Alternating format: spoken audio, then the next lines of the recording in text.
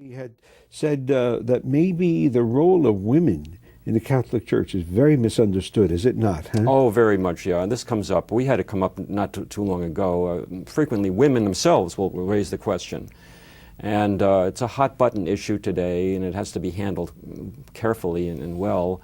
But basically what we tell them is that it's been great for women in the Catholic Church over the years. Great. And some of the examples we would give of this would be, we have two women who were canonized saints who were Americans.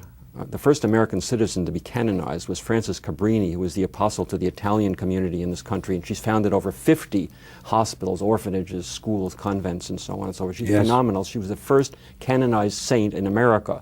She's an Italian, but she was an American citizen after 1909. That's right. You know, I think 5 years before she passed away, she became an American citizen. So she's the first American citizen, even though of Italian birth, to become a saint, not a man, but a woman.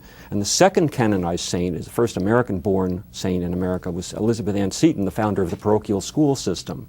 That's right. So here we have two women canonized. Where are the men? These are the first two saints canonized. And tremendous influence these women had. All right. Now they weren't priests, they weren't bishops, but they had tremendous influence. That's right. And I remind people who come to our table too that the two women in my lifetime who have been most influential in the Catholic Church, it's not a bishop I wouldn't name, although bishops have been very wonderful and very influential in many cases. You know, I think of Bishop Sheen, for example, Great. and wonderful priests that I could name and so on down the line. But the most influential people that I can think of are women. Mother Angelica of EWTN fame, right here. We're on I wouldn't be here, and you wouldn't be here for That's right. all right, and thank you, Mother. All right, and Mother Teresa of Calcutta. I can't think of any bishop or priest who had as much influence in the Catholic Church as these two women in my own lifetime. And of course, how are you going to compete with John Paul II? I mean, I suppose he's, you know, he's so charismatic. I mean, you know, but normally speaking, I mean, these are women with tremendous influence. And it's been good for women all the way back in the church because traditionally they teach school. They had all the primary education, a lot of the secondary education, I'm talking 50, 60 years ago, the sisters. And they had a lot of the colleges that they ran and so on. And if you think that the teaching is the most influential thing that a person, man or woman, can do, they had it. I mean, they were forming the young people of America, I mean, like 90%, 88, 95%.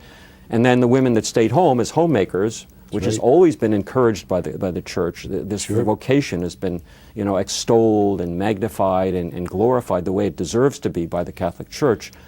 The hand that rocks the cradle rules the world, you know. And so, I mean, we could go into the history of what the Church has done for women since the earliest days, and how by the time the Middle Ages rolled in, the women's position was infinitely higher than it had been during Roman times. You know. Well, the role of Mary. Mary brought a certain dignity to womanhood. Bishop Sheen used to say, when Mary is on the pedestal, there is respect for womanhood, motherhood, and virginity. You take her down, he said, from that pedestal, and there's neglect, there's disregard for the dignity of women, the dignity of motherhood, the dignity of virginity.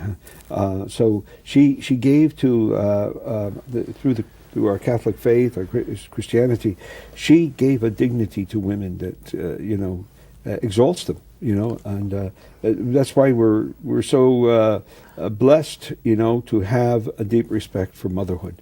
Unfortunately, with abortion, with all the liberation, you know, liberated women, they've taken away the greatest source of dignity to a woman, to be a mother, to you know, to recognize her dignity. She doesn't have to match a man in a job. She doesn't have to prove herself that I'm good because I can keep up with this man and at the job and do the work of a man. That's taking away from womanhood. Women are unique. They have to be respected for who they are. And they do so much, you know, so much good that they have given our own mothers, you know, the religious women that we have in the church, such a great blessing. You said it beautifully, Father. It's in a nutshell exactly it.